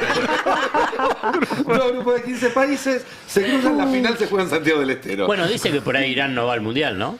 Que por ahí era una de las ¿No se suspende la final de Argentina con España? Todavía no está oficialmente suspendida. Se está viendo si se traslada a otra sede. No se va a hacer en Qatar, eso está prácticamente confirmado ahora, pero lo que no se sabe es si... Sí, va a haber fuegos artificiales. Claro, si se va a trasladar a otra sede. Estaban hablando de Estados Unidos. ¿Cuándo es la fecha? Es el 28 de marzo, si no me equivoco. Es última semana de marzo. No me acuerdo la fecha puntual, pero... Claro, muy pronto. Pero es pronto, ya Qatar suspendió todas sus actividades deportivas y artísticas por el peligro justamente, así que uno imagina que... Y también perdón, estoy viendo busquemos por favor, Miriam Bregman hablando con el gato silvestre, dice, me encontré con tipos encapuchados, con pasamontañas en la cabeza y con armas largas abajo del recinto. Nunca he visto una cosa así, las cámaras no lo tomaron. Está haciendo una denuncia ahí, busquémoslo, a ver, perdón. Que también, como consecuencia de la guerra, hay varias carreras de la Fórmula 1 que se iban a correr en Bahrein y en otros países que están siendo también víctimas de ataques en este momento.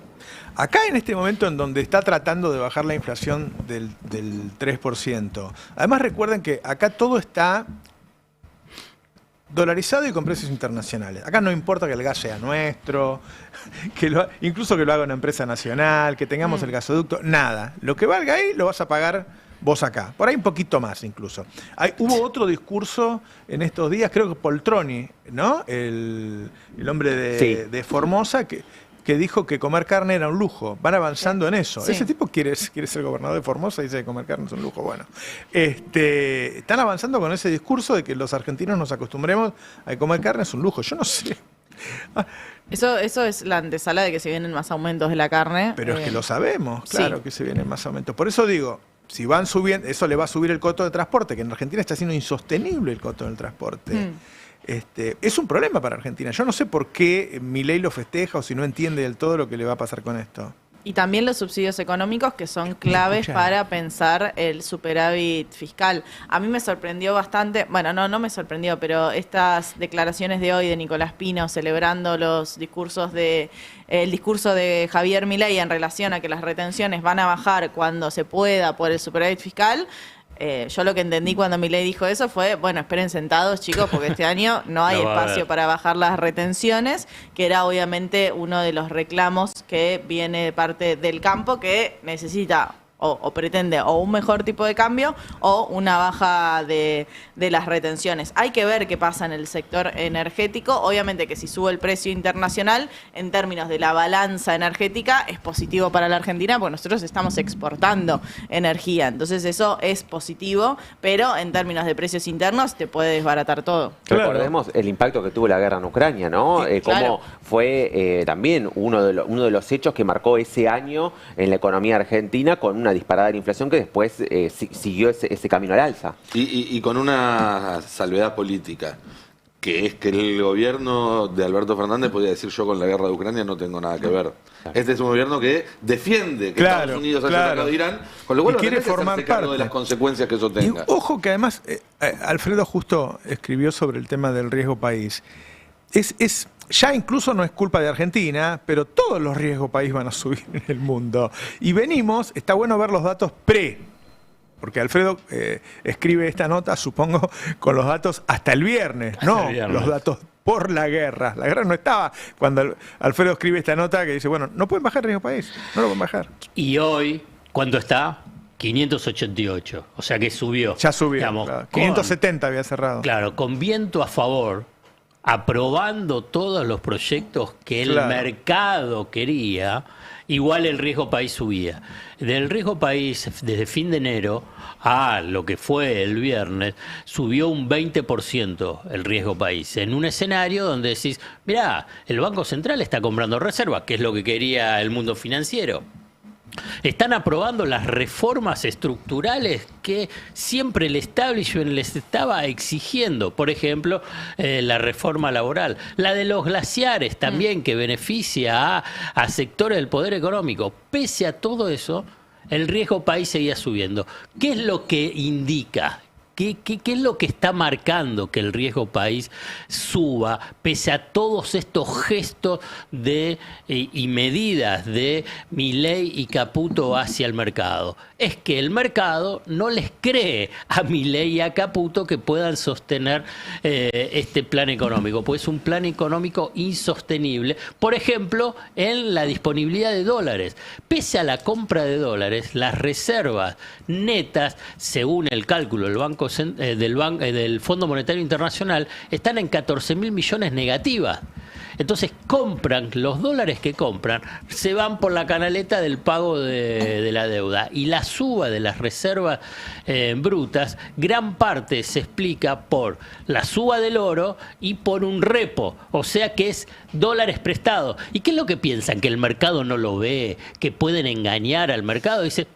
Entonces no tenés los dólares para pagar los 4.200 millones de dólares de julio de intereses y capital. E incluso tenés que salir al mercado en forma desesperada con licitaciones semanales de 100, 150 millones de dólares, pese a una cosecha de trigo récord, pese a que ahora viene la liquidación de una cosecha muy buena, de la cosecha gruesa, la del girasol y de soja, y pese a todo eso no podés acumular dólares en cantidad, y que además tenés al Fondo Monetario Internacional. La convención dice que, bueno, si tenés el Fondo Monetario Internacional significa que te apoya Trump. Mirá, los acreedores cuando ven que un país se abraza en forma desesperada al Fondo Monetario Internacional, significa que estás quebrado, porque si no, no vas al Fondo Monetario Internacional.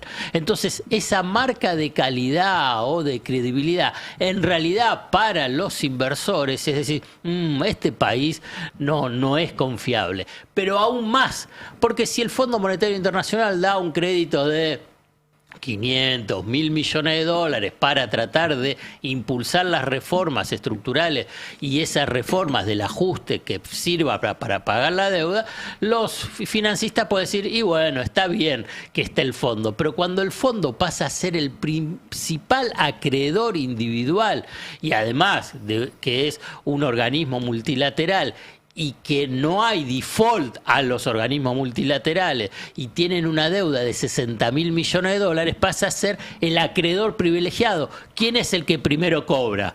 El Fondo Monetario Internacional. Entonces los financistas dicen, che, pero entonces estos bonos, en última instancia, cuando llegue un momento de tensión como los que se viven, y no nos van a pagar o van a querer reestructurar o van a querer refinanciar voluntaria o compulsivamente los vencimientos. Por eso el riesgo país subió y sigue subiendo en un contexto internacional favorable que ahora pasa a ser desfavorable o con un escenario de muchísima incertidumbre, y entonces el riesgo país sube 588 puntos. Y la verdad que si uno piensa 588 puntos, dicen que bajaron de 1.000 a 400, ¿cuál es la diferencia? Si igual no podés colocar deuda, claro. 1.000 o 600 puntos, los bajamos al riesgo país, pero mirá, no bajaste al nivel para poder tener un acceso fluido al mercado internacional de crédito. Simplemente esto lo que muestra es el fiasco del programa económico y fundamentalmente del programa financiero. Porque si no baja el riesgo país, significa que los financistas, los dueños del capital financiero no te creen. Y lo único que hacen es decir, bueno, aprovechemos la bicicleta financiera, aprovechemos el carry trade que nos da Caputo y después vemos. Esto es el punto central para tratar de entender, bueno, ¿por qué no baja? Pese a todo que tiene fortaleza política, otro de los puntos también exigidos por el mercado. Bueno, tienen que tener fortaleza política, tienen que ser alianza. Bueno, la tiene todo. Igual no baja. Igual no baja el riesgo país. Todo lo que se estuvo diciendo durante el 2025 para que baje el riesgo país, el gobierno lo consiguió, lo logró, pero igual no baja. Lo que en última instancia, que estructuralmente en términos económicos y financieros es muy, muy frágil. Che, pongámosla a Miriam Bregman con el gato silvestre. Yo lo que estoy viendo es un crecimiento todo el tiempo de la seguridad del presidente de la Nación. Nunca vimos en Argentina una cosa así. Es impresionante. Tiene un ejército atrás de él. Y cada vez más, ahora Miriam habla de armas largas. A ver, pongámosla. Operativo de seguridad es algo que no tiene igual. Pero no, afuera no era tan grande, por lo menos rodeando el Congreso. Pero todo lo que sería el subsuelo del Congreso, con gente con armas largas. Yo fui al baño, me encontré con tipos con armas largas, encapuchados, con pasamontaña en la cabeza, abajo del recinto. Yo nunca había visto una cosa así, me parece delirante, me parece que no tengo por qué convivir con gente armada de esa manera, porque Milei tiene no sé qué delirio en su cerebro. Paranoico, ¿no? Como estábamos hablando antes. ¡Qué locura! ¿Al con pasamontaña para mí? No, Yo nunca lo escuché. Pero aparte la utilidad, ¿cuál es la utilidad del pasamontaña? Que no te reconozcan. Cosplay de Ice. ¿Cómo? Cosplay de Ice. Pero es solo un cosplay. Pero de lo sí, de Trump. sí lo hace De lo de todo, Trump, pero claro. Si vos dudás de tu seguridad y sospechás que te pueden meter un Claro. infiltrado para matarte, ¿no es la forma más efectiva de meterte adentro que haya tipos con pasamontañas que vos no reconoces? Es un buen punto el que haces, Mati. O sea, parece que lo más seguro es que vos le puedas ver la cara Es la pistola desnuda, los, es el Tano. a los oficiales de seguridad. Claro. Vos, Carlito, que te conozco. Ayer igual no había ningún tipo de convocatoria en los alrededores del Congreso y toda la zona estaba completamente vallada como si fuera miércoles de protesta de jubilados. Era el mismo operativo que hubo alrededor. Hasta la propia transmisión daba cuenta de cómo estaba todo vallado el alrededor al Congreso, lo que es la avenida Rivadavia, no justamente, sino Hipólito Yrigoyen, todo el ancho de Plaza Congreso con Yrigoyen y Entre Ríos, todo cortado al tránsito como si pudiera pasar algo cuando no había oficialmente convocado de ningún sector, ni a favor ni en contra del presidente. Hay una marcha en este momento de la CGT contra la reforma laboral, pero no pasó la reforma laboral. Sí. Lo que están haciendo es movilizarse a tribunales para presentar ahora el reclamo judicial. De toda la reforma laboral, que es la estrategia original que tenía la CGT. Siempre apeló a la judicialización, siempre creyó que los tribunales, al menos de primera y segunda instancia, iban a fallar a su favor, como ocurrió con el capítulo laboral de la Ley Bases y del DNU 70, y que en virtud de esto iban a poder doblegar. ¿Puede salir alguna medida cautelar que la frene? Exacto, a eso es lo que apuestan. Hay que ver si esa medida va en su totalidad o en una parcialidad. No se hace en su totalidad, no, tenés que ir artículo por artículo. Así son este tipo de reclamos. Me dijeron a mí, no me mires así. No, bueno, esto me intimida.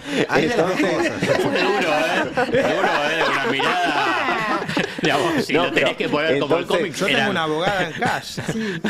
Bueno, entonces es una estrategia fallida. Es una estrategia que nace fallida porque si es artículo por artículo hay que ver cuáles son los que da lugar la justicia, cuáles son los que efectivamente se frenan y en función de eso también qué efecto van a tener sobre los derechos de los trabajadores. Algunos, digo, que vos puedas hacer huelga, pero con un 75% de presentismo no tiene ningún sentido, es insostenible eso. Sí. Que ese es el capítulo en realidad que ya la justicia lo había declarado constitucional. Claro, ya lo había declarado. Cuando fue en el decreto 7023. Eso ya pasó con Ley Bases, ¿no? Con el decreto. Con el decreto. Que ahí sería, contradictorio si la propia justicia que había decretado inconstitucional ese artículo. Con el tema de horas extras, porque gente dice, no, bueno, porque es lo mismo, porque vos lo trabajás en un momento y no en el otro. No, pero las horas extras se pagan al 50%, si son fin de semana al 100%. Es decir, le estás sacando plata al trabajador. Además de que ya no va a cobrar las extras, que manejas el tiempo, qué sé yo, es insustituible ese 50 y 100%. A mí me parece que hay un montón. Y lo del FAL, digo, si no fueran a frenar el FAL, es una locura. Son 2.600 millones de dólares que se usan del ANSES. Estos tipos que cuando vos presentás un proyecto te dicen, no, demostrame a ver de dónde vas a sacar la plata, y le sacan 2.600 millones de dólares al ANSES para que los empresarios despidan gente. Yo creo que una cautelar deberían conseguir, sí.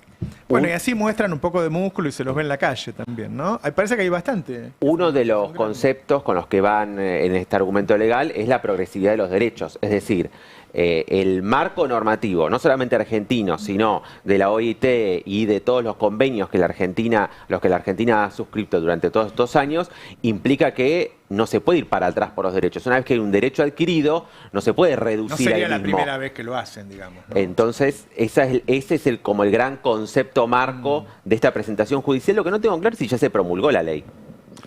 Porque la CGT creía que el sábado iba a ser un anexo del boletín oficial y que iban a promulgar la ley inmediatamente. Y que con eso, por eso el lunes, hoy ya mismo presentaban el primer pedido de amparo. No está promulgada la ley, entiendo.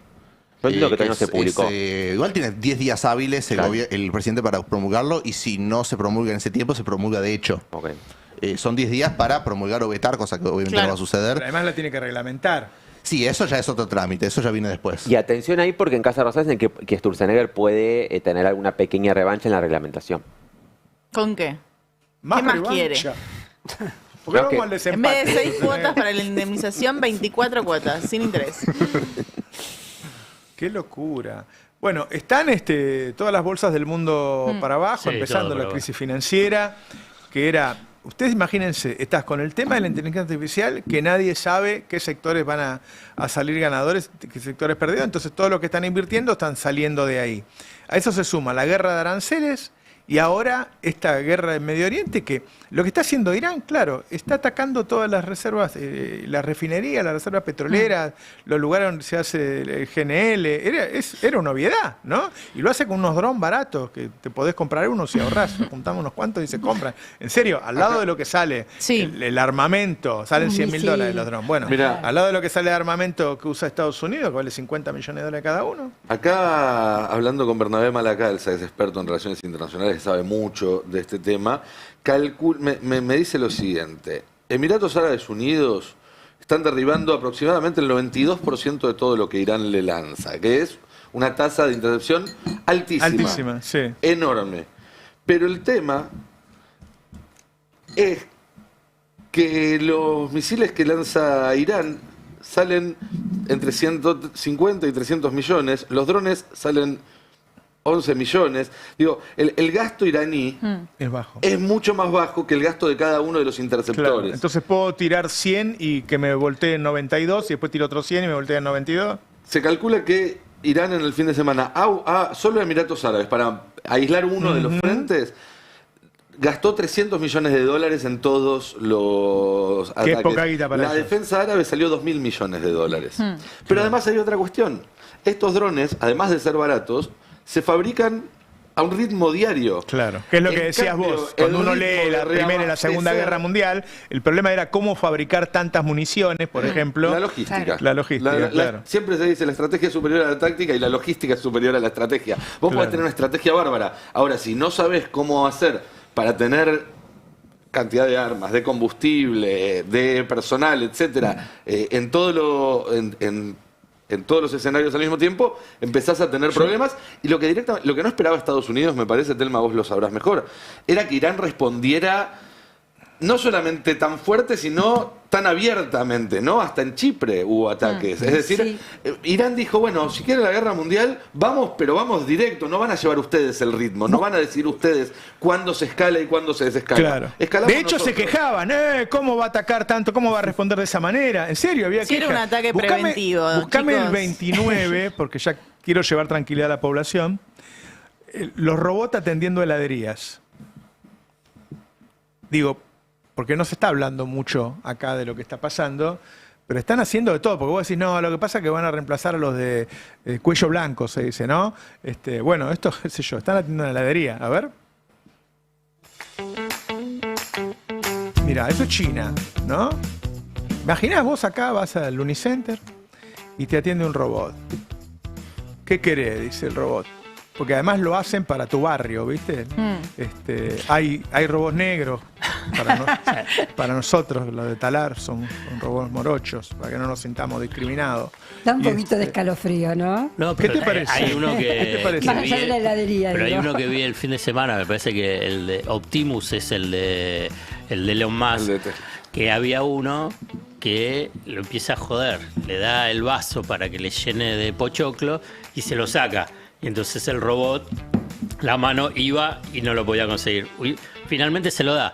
Entonces después el robot llena el vaso de pochoclo y cuando quiere agarrarlo el otro, se lo empieza a sacar. O sea, aprendió. Aprendió inmediatamente la joda, Claro. lo jodió a quien lo quería joder. Visualmente, Ese de Talar. Claro. visualmente estos robots son los que más nos llaman la atención, ¿no? Porque lo vemos hacer lo mismo de nosotros. Ahora, el tema no es tanto esto, sino el reemplazo del trabajo cognitivo. Exacto. Que es algo que sucede adentro de una computadora, que no es tan impresionante como un robot sirviendo pochoclo, pero que hoy vos podés reemplazar con una computadora lo que antes hacía un bufete entero de abogados. Hablemos que vos seguramente lo debés conocer mejor el tema que yo lo conté, de que Trump le pide a una agencia a una empresa de inteligencia artificial que se lo dé sin ningún tipo de restricción. Dámelo y yo lo uso para lo que quiero. Y esta empresa le dice, no, porque vos lo vas a usar independientemente para la guerra sin que la mano humana se involucre. Por lo tanto, la inteligencia artificial decide los blancos, cuándo matar, cómo. Sí, en realidad no le está pidiendo más. En realidad, Anthropic, que es esta empresa en particular, ya venía trabajando con el Pentágono desde hace bastante. Era la única empresa de inteligencia artificial que tenía permitido el acceso a determinados datos que eran muy sensibles. Anthropic, de las 5 grandes, ¿no? Está Google con Gemini, Grok, está OpenAI y demás. Anthropic tiene algo en particular, que es una empresa que fundaron en 2020 un grupo de ingenieros y otras profesiones también, que se fueron de OpenAI criticando muy duramente las condiciones, sobre todo de seguridad, con las que se investigaba en OpenAI. Y desde su inicio es una empresa que trata de mostrar un perfil distinto. Tiene otras normas éticas, digamos. Tiene otras, a ver, tomémoslo con muchas pinzas, porque siguen estando a favor de defender a Estados Unidos de cualquier amenaza externa, de que Estados Unidos haga una guerra. De hecho, vos lo decías hace un rato, están en contra de la vigilancia de ciudadanos norteamericanos, pero utilizar esa misma herramienta para vigilar al resto del mundo tampoco les molesta tanto. Entonces, cuídense de lo que les dan información a la IA, ¿no? No son los buenos, digamos, ¿no? Son simplemente tienen otra óptica de las cuestiones. Tienen algunas reglas. La noticia es que Trump está exigiendo darle a la inteligencia artificial la independencia para que decida a quién dispararle y cuándo y elija blancos y dispare. La frase que se utiliza es no humans on the loop, es decir, un proceso automatizado donde ninguno de los pasos del proceso intervenga el humano para decir doy la orden. Eso tiene... Eso sí saca Asimov, ya lo último, cuando dice, bueno... Por un lado eso, ¿no? Digamos, el riesgo que se corre de que el criterio de la máquina no sea el correcto y que empiece a matar. Pero además hay otra cuestión.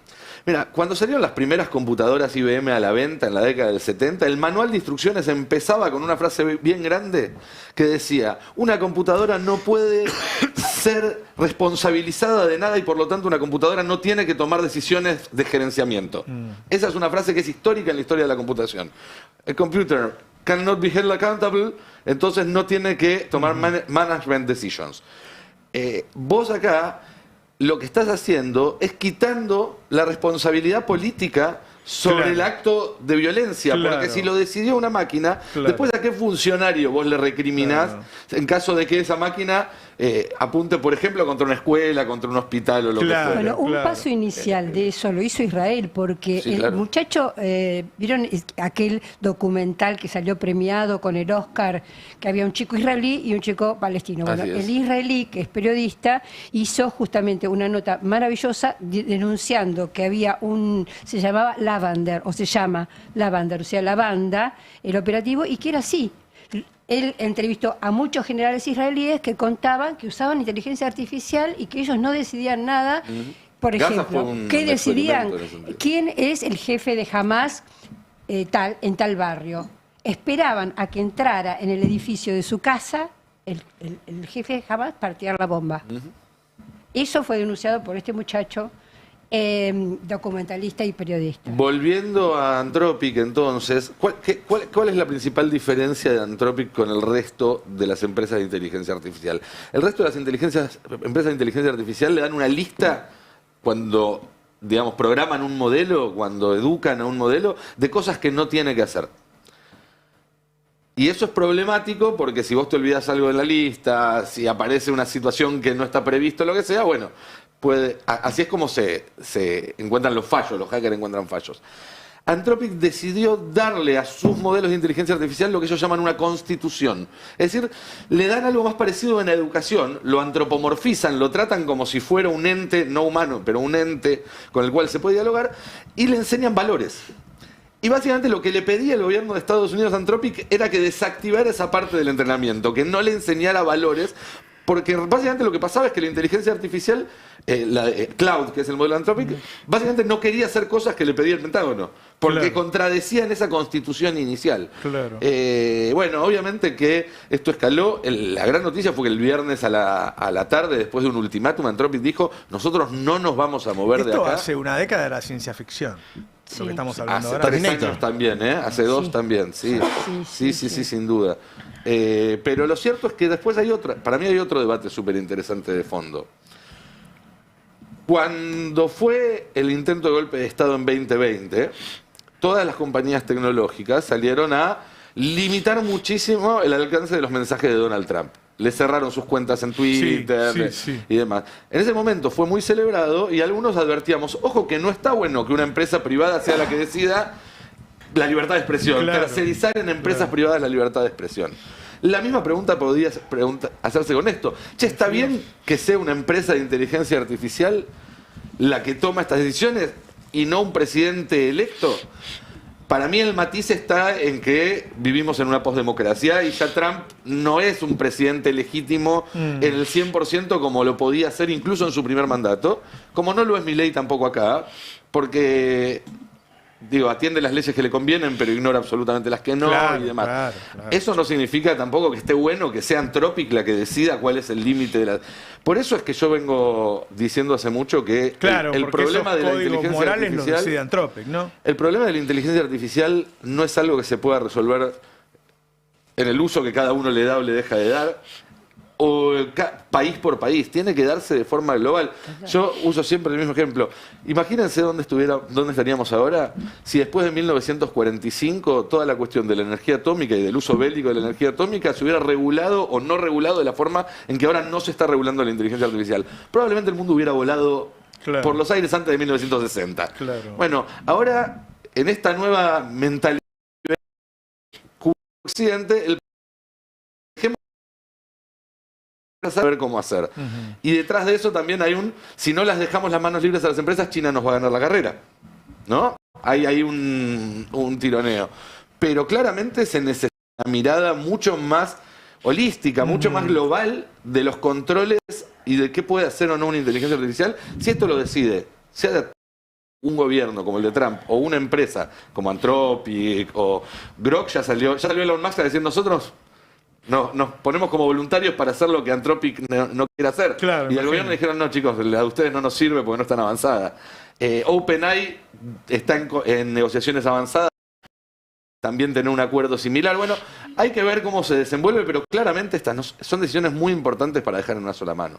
Pero como bien decís vos, ese es en Occidente. En India y en China están viendo el tema de la regulación y cómo la inteligencia artificial sea, en pos de una mejor organización de la sociedad. Sí, sin duda. El modelo chino es muy distinto. Con estados fuertes, dos países con estados fuertes. Y en India también, ojo India, hay que poner un ojo sobre India. Sí, total. Yo quiero decir los indios que los chinos o andan ahí, ¿no? No, más. Sí, más. Son más. Ya sobrepasaron los chinos, sí. Qué manera de darle a la matraca, Y hay una caída de natalidad. No tenían la ley de tener un solo... Los chinos tuvieron una ley durante muchísimos años de tener un solo hijo. Igual si ves los senderos de desarrollo de India y China, India es el infierno mismo. O sea, China en su modelo de desarrollo logró sacar un montón de población de la pobreza. De hecho, es el país que más millonarios generó el año pasado. India es todo lo contrario. India sigue siendo un país de castas. Creo que tiene la peor cara del capitalismo. Pero en algún punto la guerra, ahora que estamos en estos momentos de conflicto, también son momentos donde los poderes estatales van por encima de los poderes económicos. Muchas veces impuestos que muchas veces se entienden como confiscatorios sucedieron en momentos de guerras. En las guerras mundiales pasadas, ahí son los estados que le dicen en Occidente a la riqueza, dicen, vos ahora tenés que aportar tanto porque la guerra ordena y la guerra pone al Estado por encima de esas élites. Hay que ver qué va a pasar ahora, pero también la guerra en términos económicos, sacando toda la parte humana y pensándolo como si fuese un Excel, acomoda también el capital en pos de los intereses de los países. Después nadie sabe cómo termina, nadie sabe quién gana, quién pierde. Obviamente siempre pierden las personas que participan de las guerras, más allá de los intereses económicos que están detrás, pero acomoda el Estado por encima del poder económico. Está hablando el ministro de Economía, Luis Caputo, habló del impacto de la guerra, dijo que es un shock externo fuerte, que es difícil saber cuánto puede durar y que va a tener consecuencias la guerra. Y a su vez ratificó el rumbo. Dijo que la política fiscal monetaria ortodoxa es el escudo más grande que tenemos. Sí, nos va bárbaro. Ibas a hablar algo sobre los gobernadores, hoy que los mostraron muy poco, lo vi ayer yo un par de veces porque estaba adelante, Pero no sé quiénes más estaban. Sí, y en realidad lo que sobresalieron fueron las ausencias, pues fueron mayoría los que no fueron a la apertura de sesiones ordinarias, todos con distintas Muchos tienen excusas. apertura hoy o tuvieron antes, ¿no? Exactamente, algunos tenían apertura el fin de semana, otros lo tienen a lo largo de esta semana, otros decidieron no ir. Nacho Torres dijo que no llegó a conseguir vuelo, por ejemplo. Jalil dijo que se quedaba en Catamarca. Algunas de las expresiones. Lo que sí hay es, en términos generales, mucha preocupación. A ver, reconstruimos básicamente lo que ocurría en ese palco. Tenemos la foto con los gobernadores que estaban allí presentes, que se dividen entre los que son políticamente aliados, como es el caso del gobernador de Entre Ríos, Rogelio Frigerio, también el de Mendoza, Cornejo, y los que zigzaguean, ¿no?, en sus apoyos, que se pueden ir tanteando sesión a sesión en el Congreso. Y Puyaro y Yarlora, fíjate, a Puyaro ni se lo ve. En este caso, que fueron los dos también, fueron en tándem, ellos de Provincias Unidas, también a la Asamblea Legislativa. Está teniendo un problemita judicial Jorge Macri, ¿no? Sí. ¿Qué es un offshore, algo de eso? Tiene un nombre interesante el offshore. ¿Cómo que se llama? ¿Se acuerdan? Era Cometas. Cometas S.A. Qué lindo. Cometas S.A. Qué lindo. Era una causa vieja que él había sido sobreseído. Es muy transparente de su parte. Porque vos encontrás Guita Negra y decís, ¿de qué será? ¿De qué será Guita Negra? Claro. ¿No? Puede ser droga, puede ser... Y él te dice, y te facilita y le ahorra dinero a la justicia, dice, cometa. Él se organiza, está bien. Tiene otra que dice, no, esto es la guita de la cochera de la 9 de julio. A mí me parece bien, no sé. Tiene una llama lavados. Jorge Macri, que abrió ahora las sesiones también en la legislatura hoy a la mañana. ¿Imagina si le llegan a encontrar una cuenta máximo offshore que se llame Cometa? No, sería... Magneto manda hacer letras del tamaño de toda el... Pero fueron tapa de Clarín las cuentas. Sobre cuentas que no tenía. La de la Máximo y Nilda Garré. No existió nada. Claro. En los Panamá Papers aparecen ellos. Perdón. No, y que Jorge Macri abrió las sesiones recién y dijo que no quiere que la ciudad sea como el conurbano. Se olvidó que gobernó el conurbano. Era intendente. Bueno. Vicente López. Pero ¿no? Vicente López. Sí, Vicente López es la República es Independiente de Vicente López. Técnicamente lo es. Técnicamente lo es. ¿Sos de Vicente López? No. De San Martín, orgullosamente de San Martín. Bueno, y a ver, sobre todo entre los gobernadores que estaban allí presentes hay una preocupación clara sobre el presente económico y el futuro que advierten sigue siendo muy negativo. También un consenso o una de las conclusiones es que también están recibiendo ellos la peor consecuencia del ajuste y que están siendo hasta ahora los señalados políticamente en sus provincias por la situación del ajuste. En Córdoba particularmente, Yarlora comentó que una de las noticias que hubo en febrero fue que el Banco de Córdoba empezó a cobrarse lo que eran los préstamos y deudas de que tenían distintos sectores, y los estatales tuvieron que salir a protestar porque en algunos casos cobraron 50.000 pesos de la cantidad de deudas que estaba absorbiendo el Banco de Córdoba, que estaba cobrando el banco de periodos anteriores. Y esto ya hablando de febrero, después que ya se había cobrado el aguinaldo, de que se habían pagado aumentos salariales, es decir, un contexto muy pero muy difícil. También se comentó el tema de lo que es el ahogo de las cajas provinciales, y lo que hay son dos estrategias diferentes. Unos que van a empezar o van a intentar enfrentarse un poco más, y otros que van por el acuerdo del gobierno. Tuvimos la semana pasada el Zoom de 7 gobernadores, muy pocos estuvieron presentes ayer, todos ellos van a estar la semana que viene con Milei en lo que es la Argentina Week en Nueva York. Van a viajar, Yarlora también va a viajar a Nueva York, donde se van a intentar buscar inversiones, pero también acercar algún puente con el gobierno. Y el caso de este Zoom de 7 gobernadores que derivó la semana pasada en un interbloque nuevo en el Senado con el PRO, para Camao Espínola y otros senadores, para también sumar al grupo en ese entonces de los 44, la idea es que esta semana haya un encuentro con el ministro de Economía, Luis Caputo, y poder ver si ahí consiguen algún aumento de ATN, alguna obra pública o algo que pueda llegar a morigerar un poco el impacto que está teniendo. Datos preliminares indican que en febrero la coparticipación cayó casi 9%. Con lo cual el ahogo de las provincias va a ser superior al que ya existe y además con un sector privado que están viendo muy perjudicado y estatales que también los ven endeudados hasta la médula. Puede ser que se empiecen a lanzar provincialmente algunos paquetes de intento de rescate a estas familias que están viendo muy pero muy endeudadas y con una situación que también está impactando políticamente. Yarlora llegó una encuesta que dice que Milei en Córdoba cayó 8 puntos en el mes de enero. Ah, mira vos. Sí. Están mal los cordobeses. Hay una crisis, una recesión incluso más fuerte que en otras provincias, me dicen. Los tipos no solo no le mandan la parte de la participación que no es directa, que no es goteo diario, sino que, claro, al caer la coparticipación, y 2 gobernadores me decían lo mismo. Dice, vos fijate que la recaudación que es coparticipable cae y la que no es coparticipable no cae.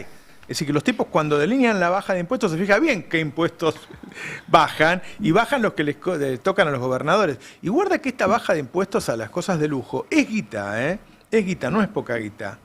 Ustedes saben que ha tenido preocupado por un sector de la población. Milei le acaba de bajar el impuesto a la importación de Audi, BMW y Mercedes-Benz. Mi vecindario brinda, hay un brindis ahora a las 12 del mediodía en el bar de la esquina, con todos, viste, como en París, que están todos los Mercedes y las Ferraris así puestas, porque le ha bajado el impuesto hasta $25.000, ¿eh? Un Mercedes-Benz de 100.000 ha bajado a 75.000. No es poco el acto del presidente. En el mismo día, en la misma reforma, lo tomó como reforma laboral, no entiendo por qué. Lo puso con la reforma laboral, pero eso también va a bajar impuestos, porque sumó las lanchas, las motos, los barcos, o sea, todos los objetos suntuarios le sacaron los impuestos internos que había, y eso es la coparticipable. Entonces lo que dicen los gobernadores es, la recesión va a seguir, incluso se va a incrementar, va a bajar la recaudación nuestra también directa, nos baja ingresos brutos y qué sé yo, y ellos además van sacando los impuestos que nos pertenecen a nosotros, que cobramos nosotros. Entonces, guarda que no tenga una explosión. Vos fíjate que ya van 3 policías de 3 provincias que están teniendo problemas. Y las clases no empezaban, ¿no? En algunas provincias no, porque había un paro. Hoy Claro, hay un paro nacional. Hay un paro nacional. Hay un paro nacional docente. Sí. Claro, hay tantas noticias que nos cuesta acordarnos de todo, pero hay un paro nacional, es cierto. Sí, que tiene sentido, obviamente, ¿no? En la situación de los sueldos, de todo lo que tiene que ver con los sueldos de los empleados públicos y también la situación de las escuelas privadas, que si bien la mayoría del sueldo lo paga el Estado en la mayoría de las escuelas de gestión privada, bueno, también hay cuestiones edilicias y demás que no son menores. No, y ¿sabes qué? Otro problema que se está viendo es que están quebrando las escuelas privadas. Claro. En la ciudad está empezando a ser un problema y están viendo también cómo hacer para que por lo menos haya una previsión, porque ha pasado, la semana pasada quebró una escuela privada y también deja a sus alumnos a una semana de empezar las clases y así venimos viendo y cada vez más empieza a ser noticia corriente que cierra una escuela de la noche a la mañana. Eso era común también en el 2001. Claro. Yo, de hecho, iba a una escuela de gestión privada y cerró en el 99. Bueno, pero Macri previsor tiene el fondo Cometa. No sé si la usa para eso, ¿eh? Por ahí me pueden ayudar. Vieron que el presidente cuando entró después fue a firmar el libro de honor, ¿no? Parece que no sabía que era el de diputados y senadores y después dijo, uy, tengo que escribir lo mismo. ¿Alguien sabe qué escribió? Porque no se entiende nada lo que escribió. Digamos, ¿algún grafólogo puede explicar? ¿Que no se le entiende la letra? Eso que es bastante grande la letra. La personalidad, la tensión que pone. ¿Necesitas más datos para conocer la personalidad del presidente? ¿Querés que te haga un dibujito? Yo planteo la duda, ustedes tienen la certeza. Si fuera médico, llega un paciente con el brazo hecho pelota. ¿Qué le pasó? Y le decís, tengo que tomarte la fiebre. Bueno, pero ¿se sabe lo que escribió? No, creo que no salió el texto. No, bueno, siempre pero sale después la foto. yo traté, di vuelta a la foto. No, ahí no, era es imposible. inentendible. No, es imposible. Yo sé que abajo dice Viva la Libertad. Sí, carajo. eso sí. Acá el Tano dice que para el miércoles te lo va a tener. Bueno, está Lo va a bien. preparar.